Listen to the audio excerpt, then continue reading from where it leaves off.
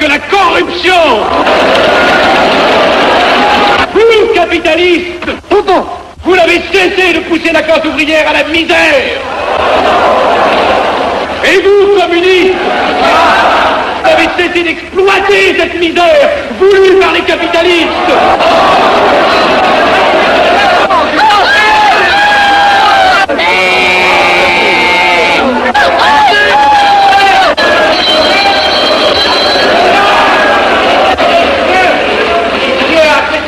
Et vous tous, parlementaires, désuets et périmés, n'incitez pas le parlementarisme.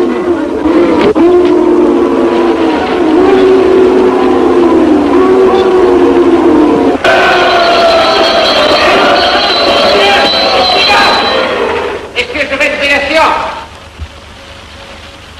Continuez, monsieur Arthur. Messieurs, je n'ai plus rien à dire.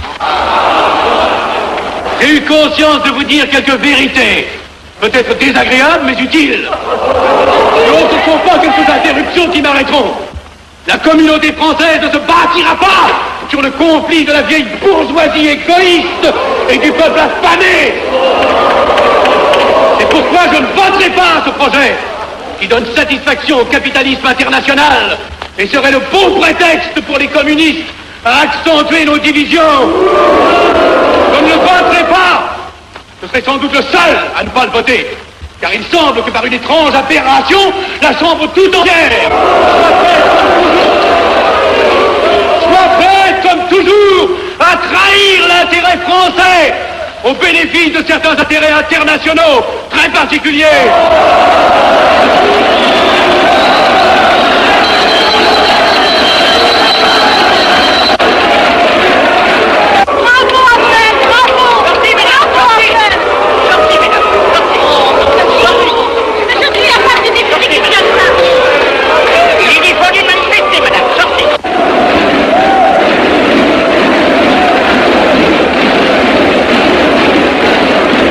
Il a du courage, ce petit Abnel.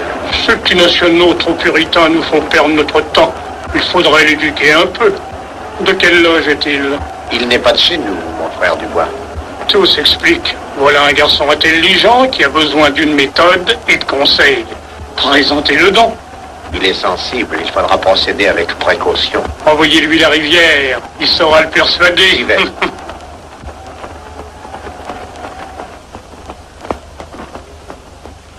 Mon cher vénérable, nous avons un service à vous demander. Enfin, aidez donc, je vous suis tout dévoué. Le jeune Abnel qui vient de parler assez brillamment devrait subir les épreuves de l'initiation. La maçonnerie lui apporterait beaucoup et le disciplinerait. Ne croyez-vous pas? J'y pensais déjà. Nous allons nous en occuper activement. Alors, je suis brisé. Comment avez-vous trouvé mon discours? Excellent, vous leur avez dit de fort bonnes vérités. Ouais, ça n'a pourtant servi à rien, ils ont voté le projet. Ça ne sert jamais à rien de dire la vérité. Les gens n'aiment pas la vérité, ils préfèrent de beaucoup les mensonges. Vous êtes cynique. Non, j'ai une certaine expérience politique, déjà ancienne. À propos, voulez-vous venir un peu avec moi? J'ai quelque chose à vous dire. Volontiers.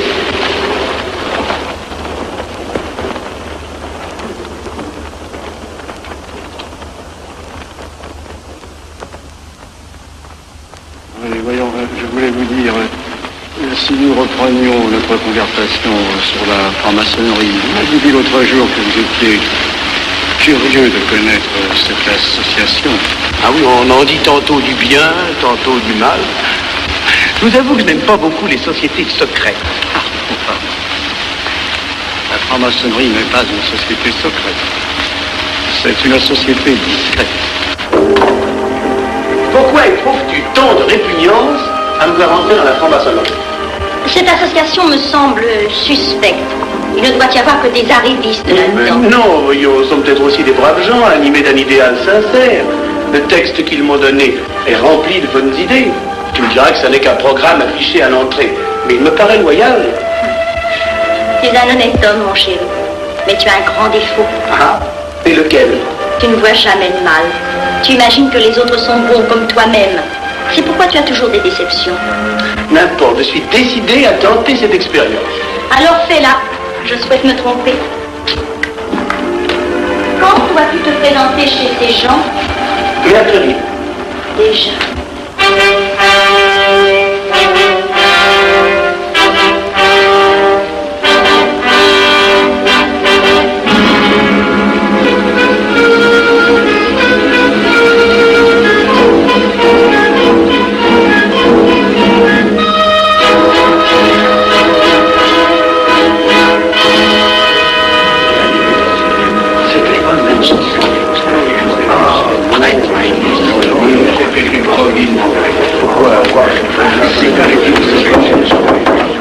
Mes frères, les travaux reprennent force et vigueur. La tenue du comité a voté l'interrogatoire du profane Avnel. Nous allons lire les rapports confidentiels de nos enquêteurs. Pierre Avnel, né en 1902 à Laval, a fait sa première communion. Oh mon frère, je vous en prie. Mais déclare ne pas pratiquer régulièrement. A même cessé de fréquenter l'église. Très bien. Mais s'avoue spiritualiste.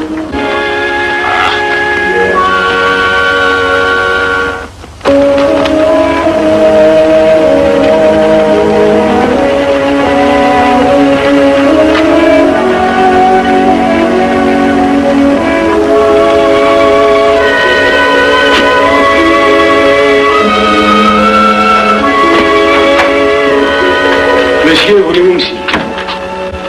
Permettez-moi de vous border les genoux. Mes frères, le profane Avnel, qui nous est recommandé par notre frère Gainsbourg, vice-président de la Chambre, est député. Cela ne nous impressionne pas. Nous devons surtout examiner ce qu'il pourra apporter à la franc-maçonnerie. Il nous faut des gens qui servent notre ordre et contribuent à sa puissance. Pour l'instant, il paraît afficher des idées nationales un peu trop absolues. Mais enfin, je voudrais vous prévenir d'une chose. Comme il est de notre intérêt de tenir en main un grand nombre de parlementaires, il vaudrait peut-être mieux ne pas lui poser des questions qui pourraient le choquer. On nous le signale comme assez sensible sur les questions spirituelles ou religieuses. Quand il aura travaillé quelque temps parmi nous, il aura évolué.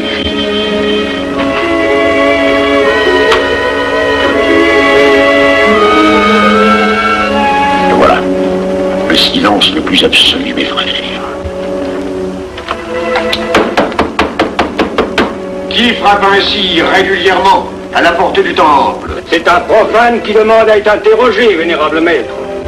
Faites entrer le profane.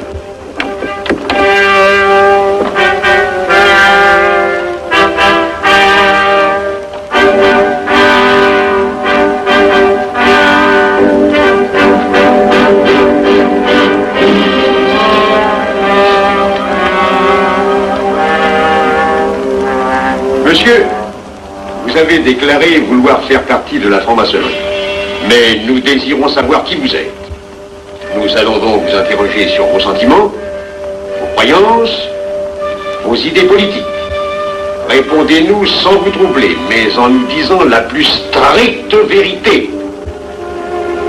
Consentez-vous à cet interrogatoire? J'y consens. Monsieur, croyez-vous en Dieu? Et pourquoi?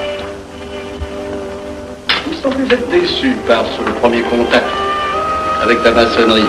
Ben, l'interrogatoire est assez pénible. J'ai dû paraître ridicule. Vous vous trompez. D'autres qui sont passés avant vous ont moins bien répondu. Vous avez été reçu avec une majorité convenable, 16 voix contre 10. Comment, j'ai eu 10 voix contre moi? Non, non, 2 seulement. 2. Mais les voix d'opposition comptent pour 5. Un opposant de plus, et vous étiez blackpoolé. La maçonnerie est difficile sur le choix de ses candidats. Pas assez, mon cher, pas assez. Je dois même vous avertir que lorsque vous serez en loge, vous serez déçu. Le milieu maçonnique est épouvantablement médiocre. Vous verrez que vous nous apporterez plus que vous ne recevrez. Mais ces rites dont vous m'avez parlé, ces initiations mystérieuses... De bêtises. Il y en a qui y attachent un certain sens symbolique. La plupart des maçons rient eux-mêmes de ces vieilles pratiques désuètes. Seulement, le jour de votre initiation, tenez-vous bien, les épreuves de la cérémonie ne sont pas commodes.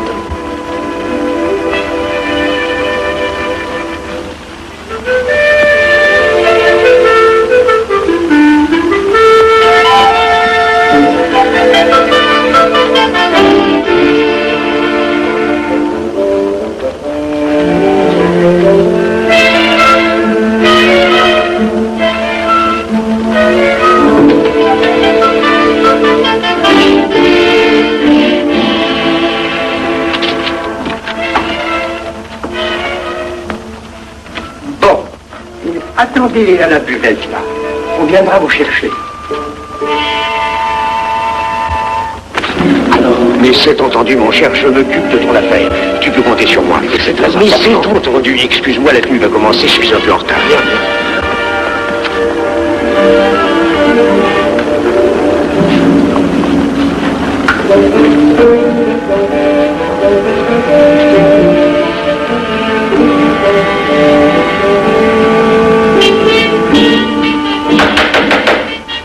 Prenez place, mes frères, nous allons ouvrir les travaux. Mon frère Durand, veuillez prendre place à l'ordre.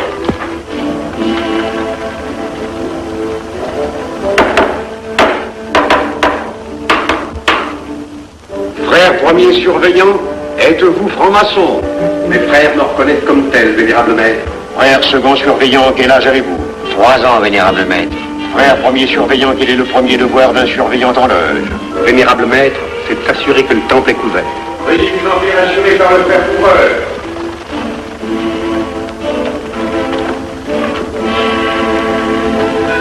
Le temple est couvert, vénérable maître. Frère second surveillant, quel est le second devoir des surveillants en loge? Vénérable maître, c'est de s'assurer que tous les frères présents sont membres réguliers de la loge ou visiteurs connus. Debout, et alors, mes frères. Frère premier et second surveillant, assurez-vous que tous les frères rangés devant vos colonnes sont membres réguliers de la loge ou visiteurs connus.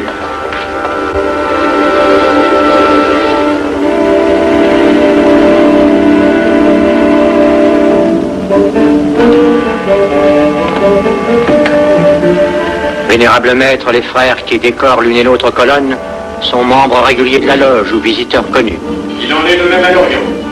Frère premier surveillant, à quelle heure les francs-maçons opèrent-ils leurs travaux? À midi, vénérable maître. Quelle heure est-il, frère second surveillant? Il est midi, vénérable maître.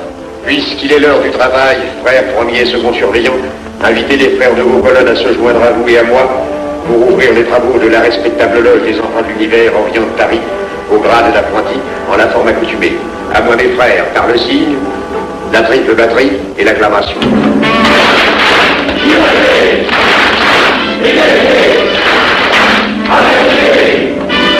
Prenez place, mes frères, les travaux sont ouverts. Mes frères, l'ordre du jour appelle l'initiation du profane Avenel.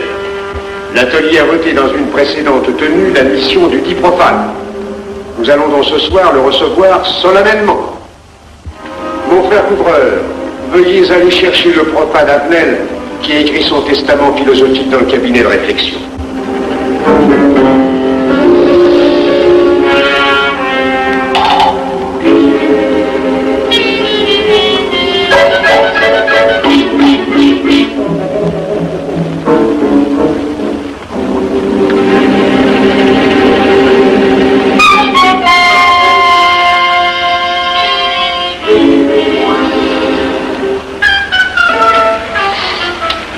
Rigolo leur truc.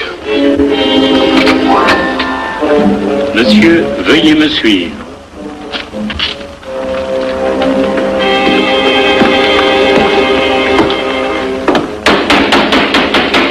Qui frappe ainsi régulièrement à la porte du temple? Vénérable maître, c'est un profane qui demande à être reçu maçon s'il en est jugé digne. Frères, armez-vous de vos glaives. Faites entrer le profane.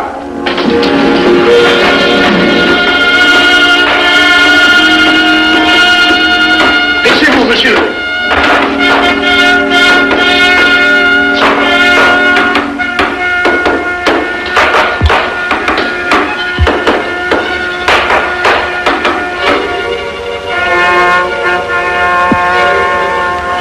Monsieur, cette épée que vous sentez sur votre poitrine est toujours levée pour punir le parjure. Elle est le symbole du remords qui déchirerait votre cœur si vous deveniez traître à la société dans laquelle vous voulez entrer.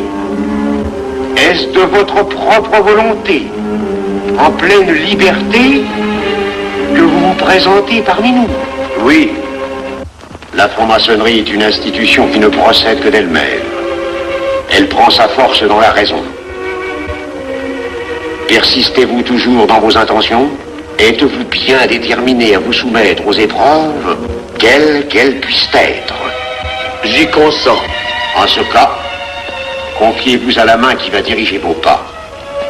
Mais, comme il serait imprudent de s'imposer des obligations dont on ne connaîtrait pas l'étendue, il est de la sagesse de cette respectable assemblée de vous dire quels seront vos devoirs si elle vous admet dans son sein. Le premier est un devoir absolu de secret sur tout ce que vous pourrez entendre et découvrir parmi nous, ainsi que sur tout ce que vous verrez et saurez par la suite. Je dois exiger de vous un serment prêté sur la coupe d'éducation. Consentez-vous à le prêter? Oui. Frère expert, faites approcher le profane.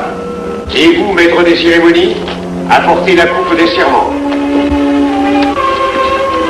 Présentez la coupe au profane.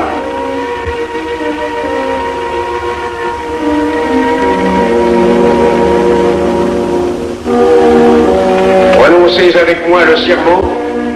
Je m'engage sur l'honneur, au silence le plus absolu, sur tous les genres d'épreuves qu'on pourra me faire subir. Je m'y engage. Vous devez connaître toute l'importance d'un serment.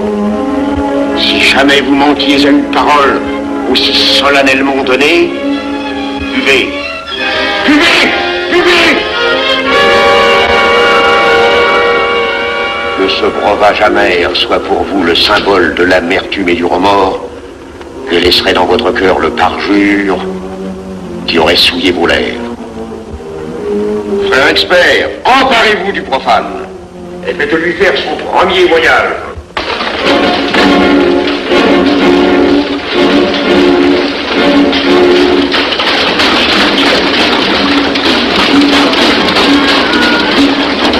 Voilà, c'est un profane qui demande à être reçu maçon.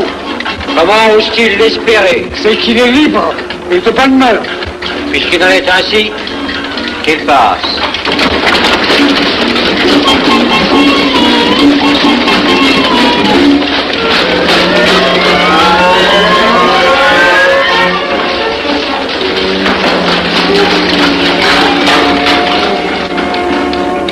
Monsieur, le voyage symbolique que vous venez de faire est l'emblème de la vie humaine. Le bruit que vous avez entendu figure les passions qui l'agitent.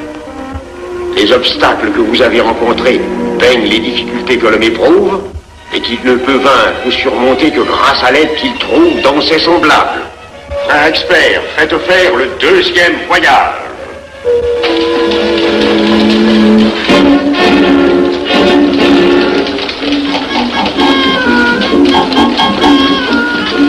Qui va là? C'est un profane qui demande à être reçu maçon. Comment ose-t-il l'espérer? C'est qu'il est libre et de bonne mœurs. Puisqu'il en est ainsi qu'il passe, et qu'il soit purifié par l'eau.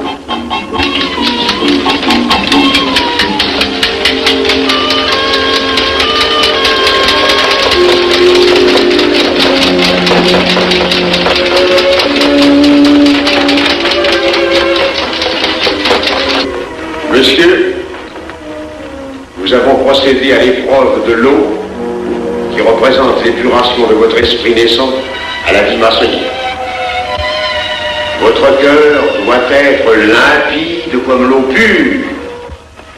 Frère expert, faites faire le troisième voyage.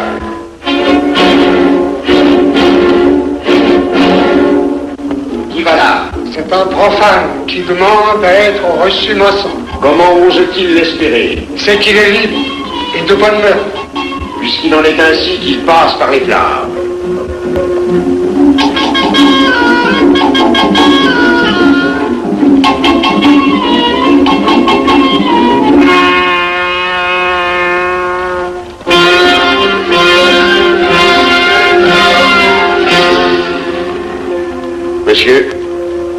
flammes dont vous avez été environnés ont achevé vos épreuves. L'ordre maçonnique dans lequel vous demandez à être admis pourra peut-être un jour exiger que vous versiez jusqu'à la dernière goutte de votre sang pour sa défense et celle de vos frères. Je vais maintenant vous faire prêter serment à la franc-maçonnerie. Frères experts, amenez le profane à l'autel. Les frères, debout, à l'ordre et glaive aux mains.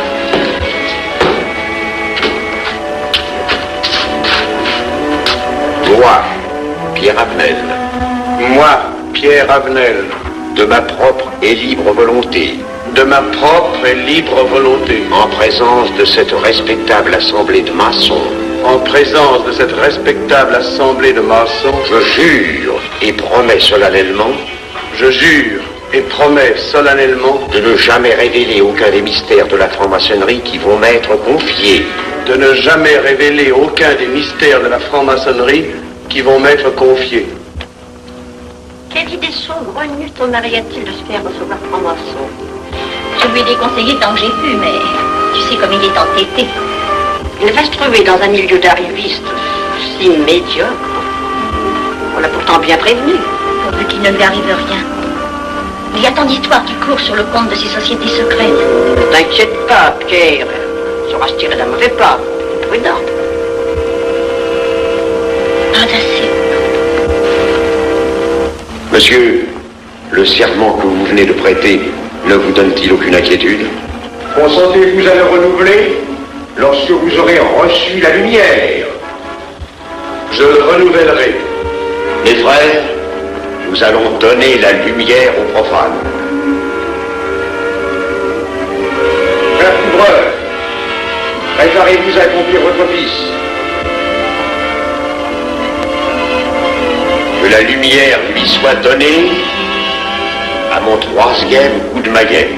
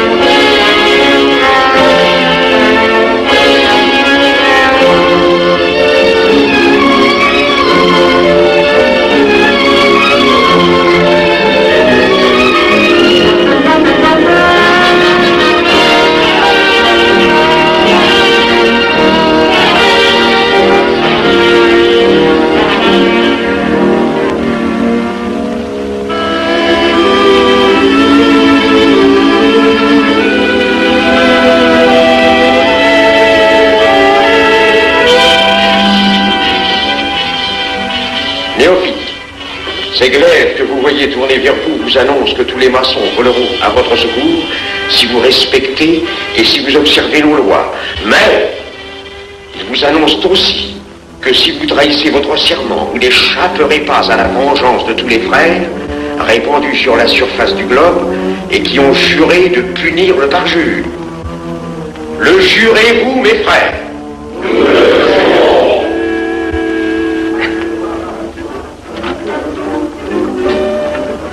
Mes frères, à la santé de notre nouveau frère. À votre santé.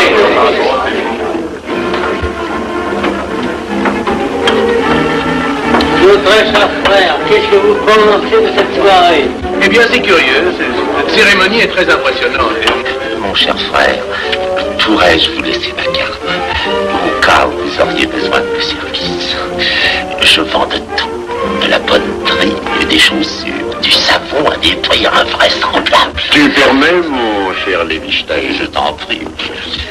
Mon frère Avenel, nous allons bientôt vous mettre à contribution. Oui, un de nos amis de notre loge voudrait un bureau de tabac. Le Grand Orient est submergé de monde en ce moment. Avec vous, ça ira peut-être un peu plus vite. Volontiers, je vous remercie. Ah, dans quelque temps, je vous parlerai aussi d'une autre affaire. Depuis plusieurs années, j'ai droit à la Légion d'honneur. Je ne m'en suis jamais occupé, je n'ai pas dérangé nos amis pour ça, on leur demande déjà tellement de choses, n'est-ce pas? Vous m'aiderez? À votre service. Merci. Alors on nous voit. Ah non, comme ça. Voyez-vous, des petits coups secs avec le pouce, là, comme ça. Pom, pom, pom. Essayez. Pom, pom, pom. Et ben voilà. Avec ce signal-là, on ouvre toutes les portes.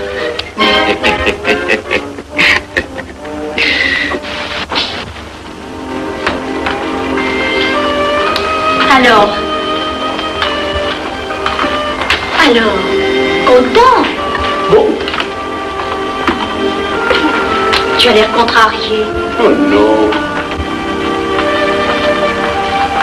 Déjà déçu? Pas encore. Tu me raconteras la séance. Ah, j'ai juré de ne rien dire. Même à moi? Écoute, c'était pas ridicule. C'était étrange.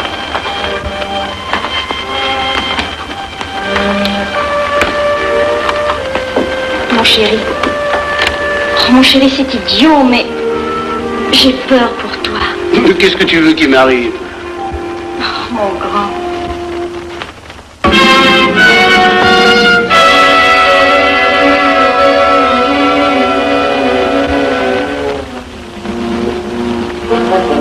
Mon très cher frère Avenel, vous êtes député. J'ai un service à vous demander. Tous les détails sur la billetterie. Mon très cher frère, si vous pouviez m'obtenir cette place, vous me feriez plaisir.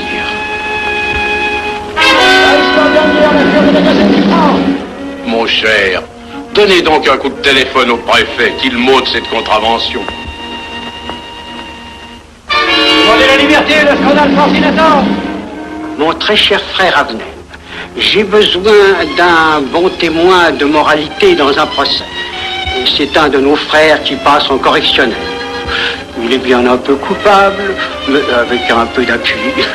Et pour manifester cette solidarité maçonnique, je suis sûr que vous voudrez bien vivre. L'arrestation du banquier Charles Lévy. Le faille des banques coopératives. Un nouveau scandale financier. Il faut l'exclure, c'est une fripouille. Oui, évidemment, c'est une fripouille, mais puisque personne ne le sait, nous pouvons le garder parmi nous. Non! Je comprends très bien vos réactions, mon cher Avenel. Mais tenez, je vais vous citer un exemple. J'ai vécu pendant 20 ans en maçonnerie avec un frère que je considérais comme un escroc. Ben, je n'ai rien dit, parce que c'était un excellent maçon. Nous ne sommes pas du même avis.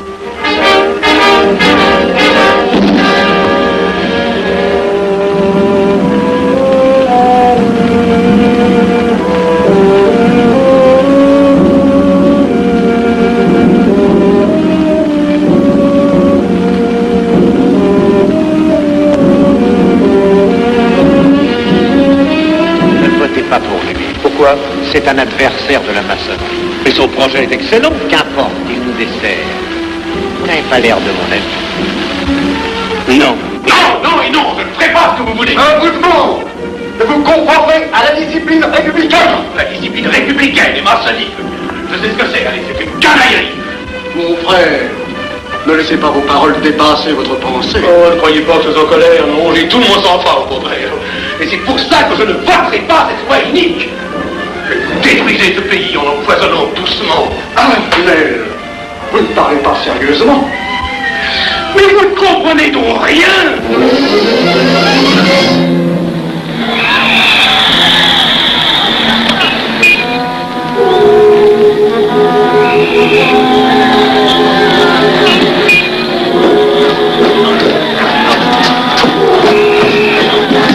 Que se passe-t-il? Regardez. Mais calmez-vous, mon vieux. Ce n'est rien. Rien.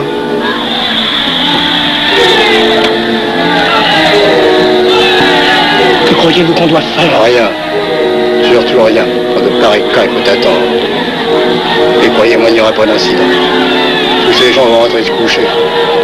Ils sont fatigués d'avoir crié.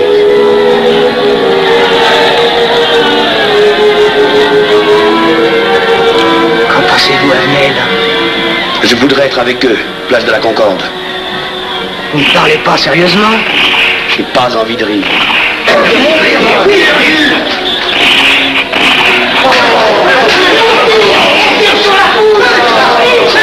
Il faut arrêter ça, oui.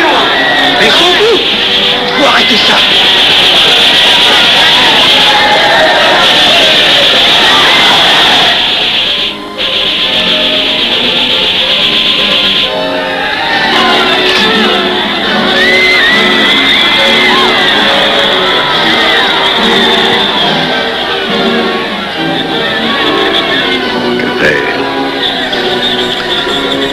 Trop tard.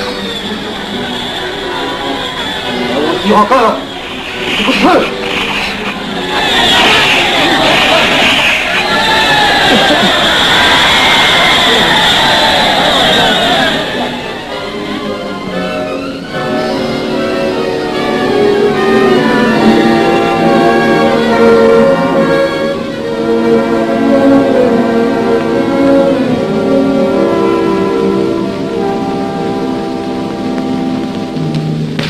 Messieurs, nous avons établi définitivement la liste des membres de la commission d'enquête. Tout le monde est bien d'accord pour la soumettre au vote de la Chambre.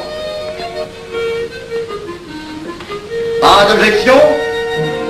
Le projet est accepté à l'unanimité. La séance est levée.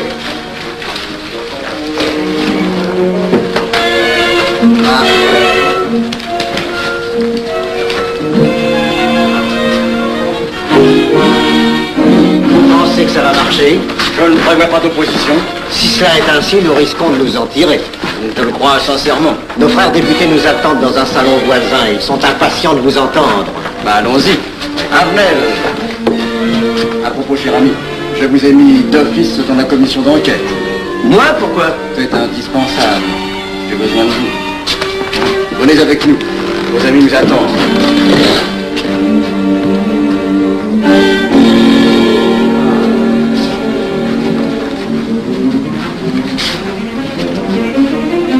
Mes frères, puisque nous sommes entre nous, je puis vous dire bien confidentiellement que nous allons traverser ces événements graves sans trop de dommages.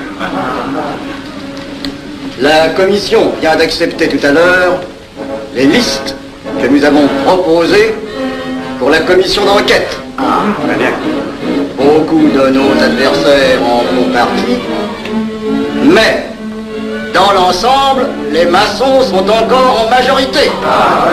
Rassurez-vous donc, ni la République ni la maçonnerie ne sont perdues.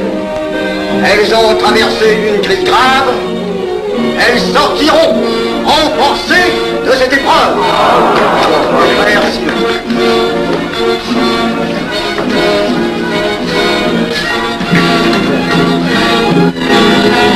Demandez l'anti-Marfon, le scandale de la commission d'enquête. Demandez l'anti-Marfon, le scandale de la commission d'enquête. Vous me demanderez successivement le Quai d'Orsay, la Banque de France, l'état-major, le secrétaire général du Parti radical socialiste, le temps et les usines d'aviation Guerlain. Bien, monsieur.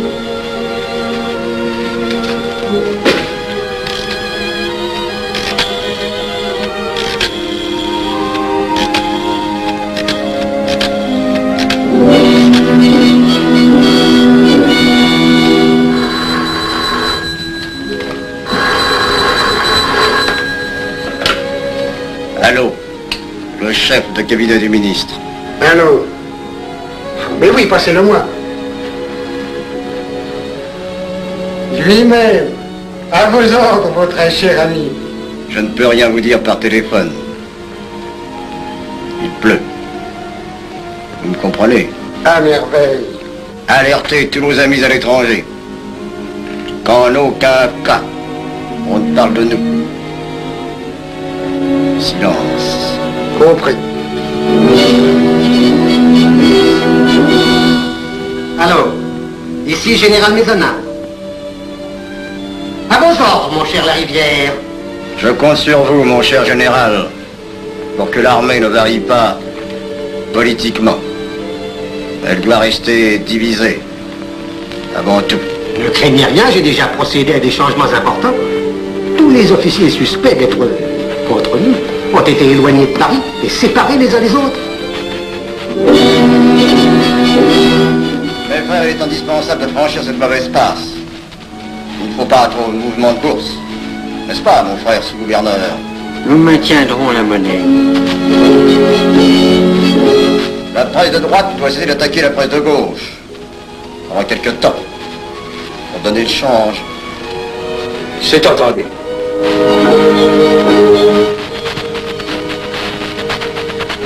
Les partis de gauche doivent faire entente avec ceux du centre. Et ceux de l'extrême gauche. De la sorte, nous contrôlons le peuple. Bloc populaire. Mieux. Front populaire. Bien. Quant à vous, mon cher Garlet, j'ai reçu ce matin une communication de l'étranger. On nous demande d'envoyer immédiatement du matériel d'aviation en Espagne. Moyennant quoi nous aurons tous les appuis politiques nécessaires. Même nos prototypes. Surtout nos prototypes. Ne croyez-vous pas que ce serait dangereux pour notre défense nationale? Faites ce que je vous dis.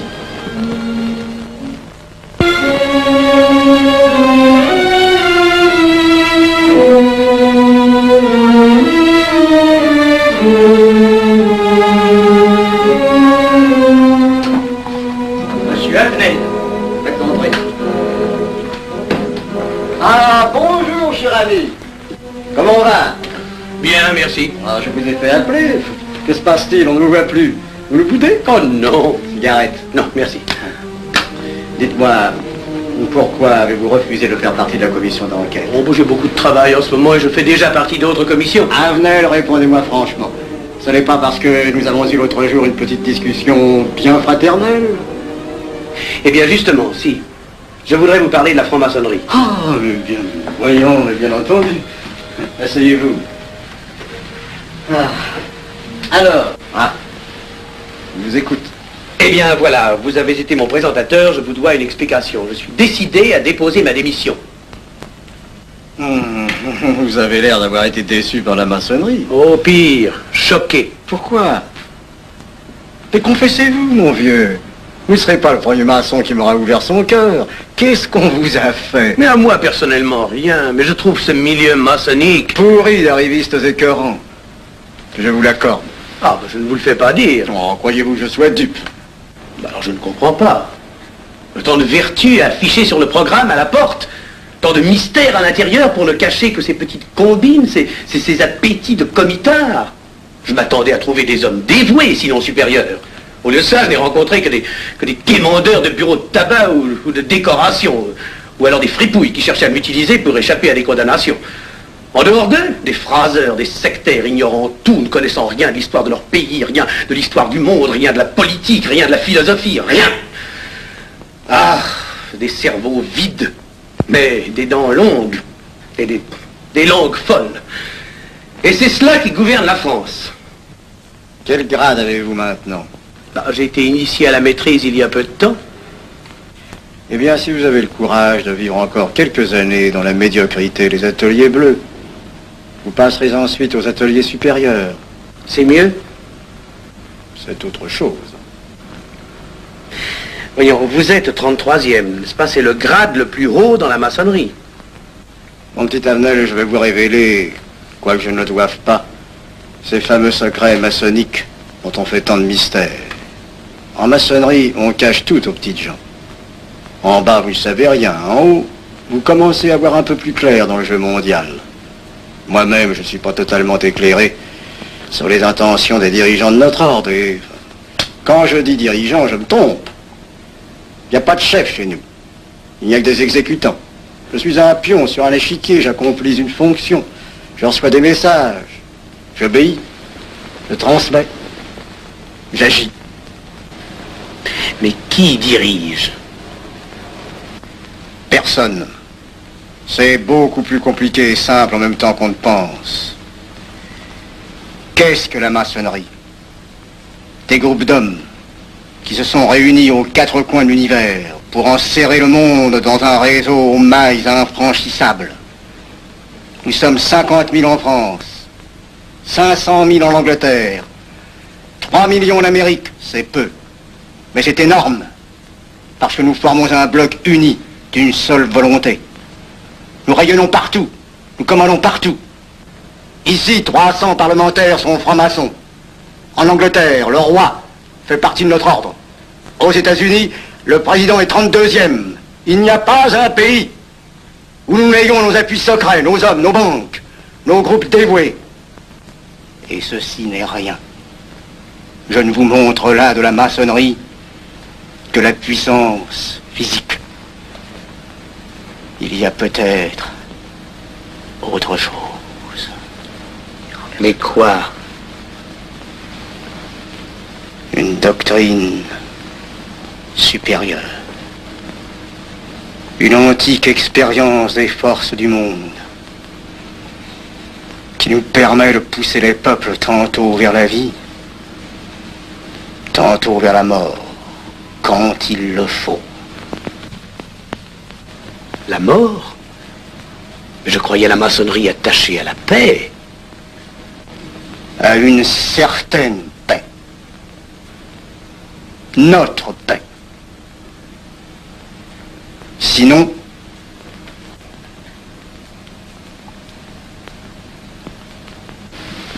alors, cette démission, je vais réfléchir.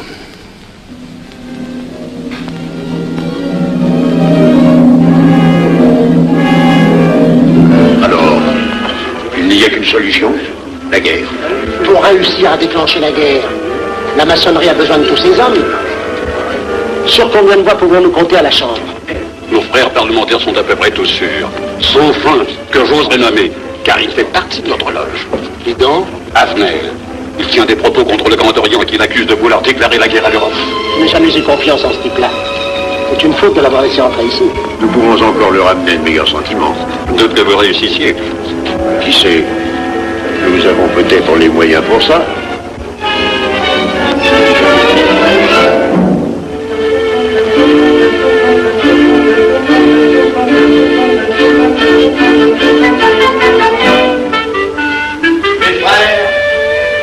L'aviation allemande n'a pas d'appareil.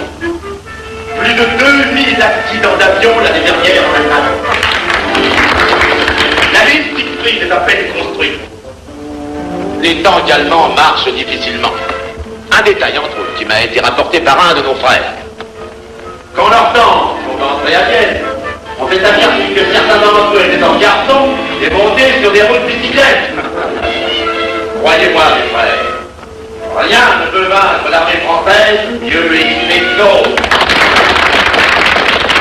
Nous avons de l'armement considérable. Jamais nous n'avons été plus près. En 15 jours, nous réglerions le sort de l'Europe. Et notre paix serait établie définitivement. Notre victoire est sûre. C'est faux. C'est faux. Silence. Ce que dit cet homme est faux. Mon frère, je vous rappelle à l'ordre. Vous n'avez pas la parole. Je le sais. Mais je suis député et membre de la Commission de la Défense nationale. On ne peut pas laisser se prolonger un discours aussi manifestement erroné. Les appréciations de monsieur... Notre frère mystère. Ou si vous voulez, sur l'état de notre armée et sur celle de l'Allemagne sont des mensonges.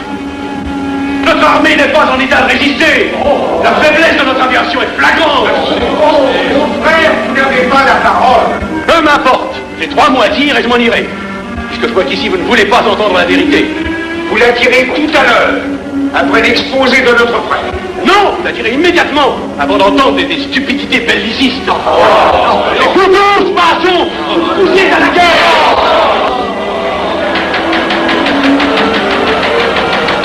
Nous n'avons pas d'armes modernes, pas d'avions, pas de chefs, pas de morale surtout.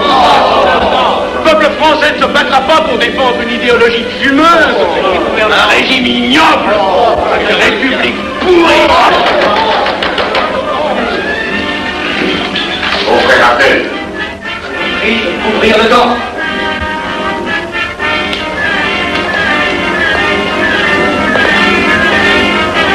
Vous êtes tous des menteurs et des faussaires. Tout chez vous n'est qu'une sinistre comédie.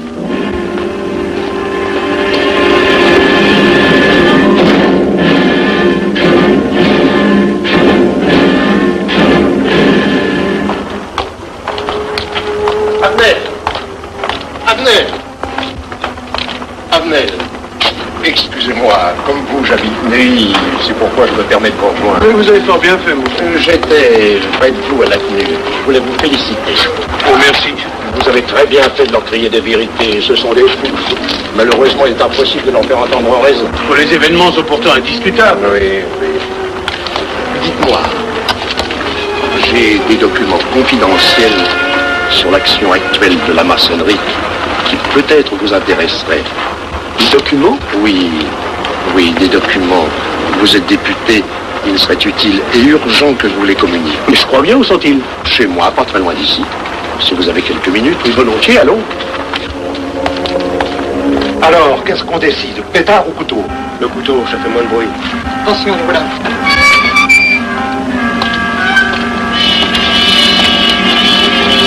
Un instant, je vais voir si...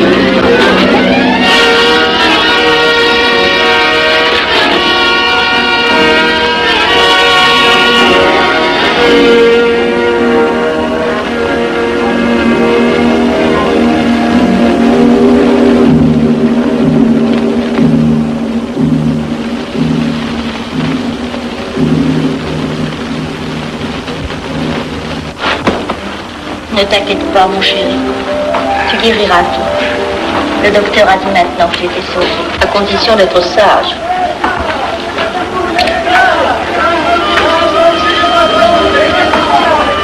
Qu'est-ce qu'on entend?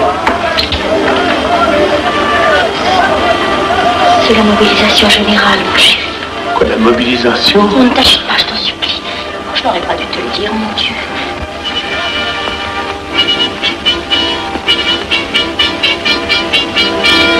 Ne fais pas, mon chéri.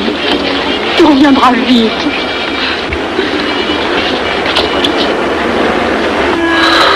Les brutes. Ils sont arrivés. Ils ont réussi à déclencher leur guerre. Oh, ne bouge pas. Tes plaies sont à peine fermées. Si j'étais pas tombé sous les coups de ces criminels, j'aurais peut-être pu arrêter ça. Mais non, tu n'aurais rien pu empêcher, mon chéri. Ces hommes sont plus forts que toi. Ils ne t'auraient pas manqué.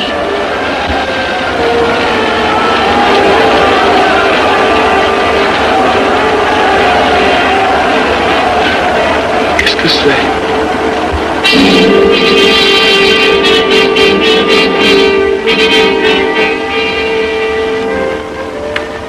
Les malheureux. S'ils savaient ce que je sais.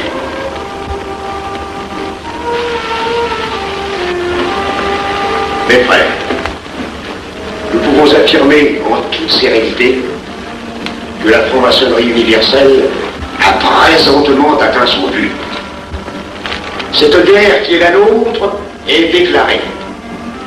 Elle doit aboutir au triomphe de notre ordre.